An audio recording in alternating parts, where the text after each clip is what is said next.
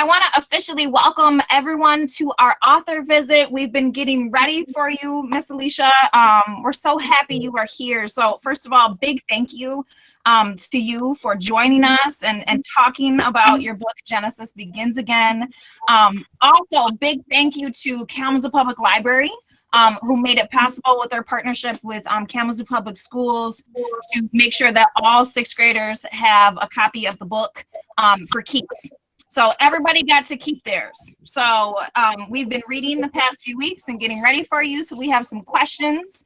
And so today, I think the format will go, we'll have you speak a little bit about your journey, and then we'll have you maybe take some questions from me and Milan at the Kalamazoo Public Library, because the kids have submitted questions. And then we'll see if anybody else has any other questions. And we'll that's it. All right. Thank you. Thank you, Stephanie. A little fun fact, Miss Hampton, I'm sorry. We're friends on Facebook, and when she posted, she was in an interview. You won something, right? I did. But she had Genesis, the cover of Genesis. I was like, who is this? So I want to thank you. Thank you for being such passionate about literature and curriculum, and it means a lot to authors like myself and all the wonderful teachers out there. I appreciate you, and thank you for inviting me. So yes, I'm from Detroit, and I think you probably gathered that from the story. But guess what? I went to Western Michigan University. Yes, for a few years. So I'm very familiar to Kalamazoo. Woo! And to all of you all who got up this morning to log in, to share some moments with me, I appreciate you. It takes a lot doing this remote time, and you are just killing it, and you're working it, and I appreciate you. Now, how did I get started? So many people ask me that question. How did you even come up with the idea? To be honest, this happened so naturally. I started graduate school. And the reason why I started graduate school is because, frankly, I didn't believe in myself. I didn't believe in myself enough. I grew up wanting this validation from my family, from people to say, you know what, Alicia, you are so amazing. Alicia, you know, you are just so good. I'm so proud of you. And so long growing up, I kind of treasured those words. I knew that I wasn't going to get it for being beautiful, because just like Genesis, I grew up in a family that experienced colorism, which is discrimination within one's own community versus skin color and skin tone. And my mom's side, just like Genesis, was light skin with fine hair. And so I was always compared to my cousins, and I didn't get the beauty side. And to my dad's side, you know, being dark skinned wasn't a beautiful thing either. So I knew I wasn't going to get it for beauty. And then I knew I wasn't going to get it for, I had another slight against me. I was heavy. My brother teased me relentlessly for being fat. He called me fatty, fatso, and we fought like cats and dogs. But I still needed something. And growing up, trying to get that validation, I tried. The best thing I was good at is reading. I wasn't the best student, but I knew enough to pass, and teachers liked me because I was quiet. I did my work. But after I graduated, I had no idea. I didn't even have expectations to go to school. The expectation in my family was to at least graduate high school and get a job. So I went to the University of Kentucky by mistake. That's another story. And I also went to Western Michigan, trying to figure out what I wanted to do with my life. So I graduated there and still didn't know. And still, I was one of the first to go to college in my family, and one of the first to actually graduate on both sides. And I went to New York to act. And I thought, oh my gosh, my family, they're going to be so proud of me. I'm going to make it on Broadway. I'm going to be in movies. Of course, actors were a dime a dozen. But I still thought that being there would be good enough. And I tried my best to do commercials, I do comedy, little plays. I really worked hard to try to get that affirmation. I didn't get it. So I ended up leaving New York because I lost myself. I was tired of being a starving artist. And I went back home to Detroit.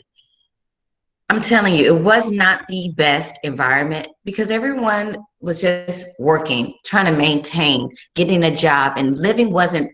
I knew what living was a little bit because I had been in this wonderful energy in New York. So I ended up getting a job in Detroit called at Fairlane Mall and was selling cosmetics. And this lady said, why don't you be a flight attendant? I was like, hey, that's a good idea. Had I really been on planes before? No. Did I really know what the job was like? No, but I went after it. And I thought, oh my gosh, this is going to be the thing that makes everyone say, Alicia, you're good enough. You're amazing. It wasn't. And so I ended up graduating flight attendant training, and I got here in Charlotte, based in Charlotte, North Carolina. Ended up having a daughter, but I wasn't married. And I thought, oh my God, the world is coming down. Even my grandmother I knew it was going to be this idea with my grandparents saying, this is another thing to show that you're not worthy, that you're not good enough. But eventually something happened. I started having a change in me. I still needed that affirmation. So I started telling people I was going to write a book. I was going to write a play. And people were like, oh my gosh, I'm so proud of you. You're going to do it. But I didn't believe in myself still. So it ran thin. People stopped believing in me because they probably figured out that I was a fraud. I didn't believe in myself. But I knew that I wanted to be something because I needed my daughter to know that she could do anything. And so my daughter, I ended up going to graduate school. And that's how the story came to be. My professor said, write what you know. What did I know? I knew that I was born to a light-skinned mom, dark-skinned dad. I knew I was being bullied for being fat, chunky, heavy, pudgy, whatever. And that's what the story was about. But then another thing happened. I realized that because I was trying to break into this, I am somebody, that I was teaching my daughter that she wasn't somebody. I was teaching my daughter, my little girl, how to hate herself.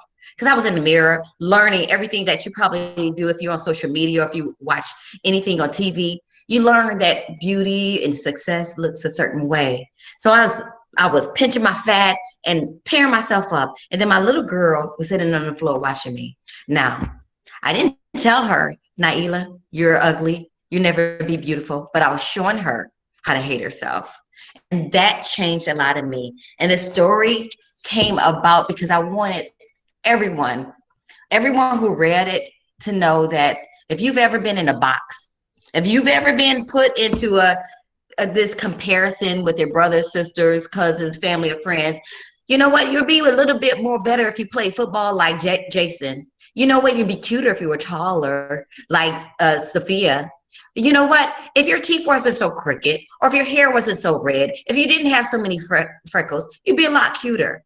I needed people to understand these boxes that people put us in, regardless if it's for fear or whatever, that they can have the ability to break out of them. If I can find my way out of so much doubt and so much fear, then I'm sure it may take some time.